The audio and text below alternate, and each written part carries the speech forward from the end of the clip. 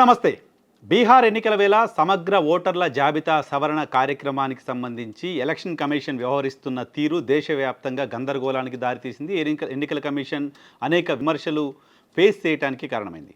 ఎన్నికల కమిషన్ బీహార్లో సమగ్ర ఓటర్ల జాబితా సవరణ ప్రక్రియలో భాగంగా ఆధార్ కార్డ్ని, రేషన్ కార్డ్ని ఇంక్లూడ్ చేయలేదు. అవి రెండు కూడా వ్యక్తిగత ధృవీకరణ పత్రాలుగా పనికి రావు అంటూ ఎలక్షన్ కమిషన్ చెప్పింది. దేశవ్యాప్తంగా ఆధార్ని అనేక రకాల సర్వీసెస్కి ఐడెంటిటీగా వాడుతున్నప్పుడు ఓటరు గుర్తింపు కార్డును పొందేందుకు, ఓటు హక్కును పొందేందుకు మాత్రం ఆధార్ కార్డు ఎందుకు పనికిరాకుండా పోతుంది, రేషన్ కార్డు ఎందుకు పనికిరాకుండా పోతుంది అనేది రాజకీయ పార్టీలు అక్కడ రైజ్ చేసిన objection. Aadhaar card, ration card రెండూ పనికిరావు అని చెప్పడం ద్వారా బీహార్లో భారీగా ఓట్లు గోల్మాల్ చేసే ప్రయత్నం, భారీగా ఓట్లు తొలగింపు చేసే ప్రయత్నం ఎలక్షన్ కమిషన్ చేస్తుంది అంటూ అనేక రాజకీయ పార్టీలు ఆరోపణ చేస్తూ వచ్చాయి. ఆ రాజకీయ పార్టీలు ఆరోపణ చేసినట్లుగానే 60 లక్షలకు పైగా ఓట్లను ఎలక్షన్ కమిషన్ తొలగించింది. సో ఈ ఓట్ల తొలగింపు తర్వాత ఎలక్షన్ కమిషన్ దేశవ్యాప్తంగా మరింత వివాదాస్పదమైంది. 60 లక్షల మంది చనిపోయే అవకాశం లేదు, 60 లక్షల మంది రాష్ట్రం దాటి బయటకు వెళ్ళిపోయే పరిస్థితి లేదు, 60 లక్షల మంది రాష్ట్రం దాటి బయట ఎక్కడో నేపాల్లో పనిచేస్తున్నారు, ఇంకెక్కడో పనిచేస్తున్నారు అంటూ ఎలక్షన్ కమిషన్ చెప్తున్న మాటలు సత్యదూరంగా ఉన్నాయంటూ విమర్శలు వచ్చాయి. ఈ నేపథ్యంలోనే అనేక రాజకీయ పార్టీలు సుప్రీంకోర్టును ఆశ్రయించాయి. సుప్రీంకోర్టు ఈ అంశంపైన సుదీర్ఘంగా విచారణ చేస్తూ వస్తోంది. కేవలం రాజకీయ పార్టీలు మాత్రమే కాదు, అనేక మంది స్వచ్ఛంద సంస్థలు, ఎలక్షన్ కమిషన్ వ్యవహార శైలిపైన విమర్శలు చేస్తూ వస్తున్న వాళ్ళు, అనేక మంది జర్నలిస్టులు కూడా సుప్రీంకోర్టును ఆశ్రయించారు బీహార్లో జరుగుతున్న సర్క్ వ్యతిరేకంగా.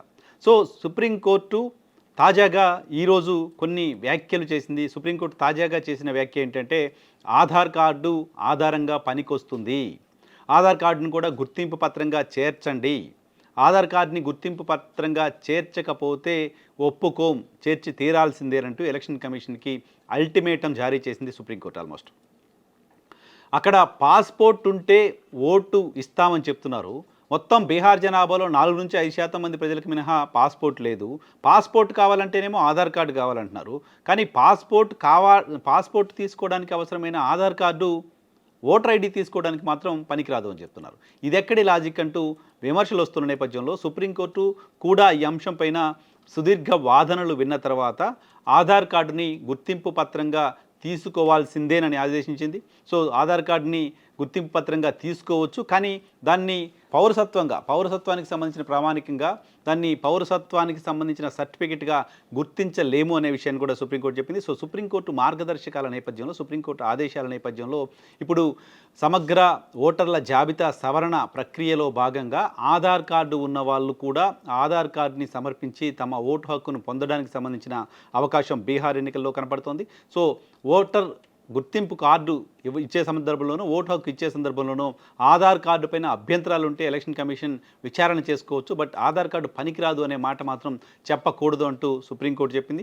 సుప్రీంకోర్టు తాజా వ్యాఖ్యల నేపథ్యంలో గతంలో కూడా ఆధార్ కార్డుకు సంబంధించి, రేషన్ కార్డుకు సంబంధించి సుప్రీంకోర్టు వ్యాఖ్యలు చేసినప్పటికీ ఎలక్షన్ కమిషన్ దాన్ని పట్టించుకోకుండా ముందుకు వెళ్ళిన వాతావరణం చూసాం.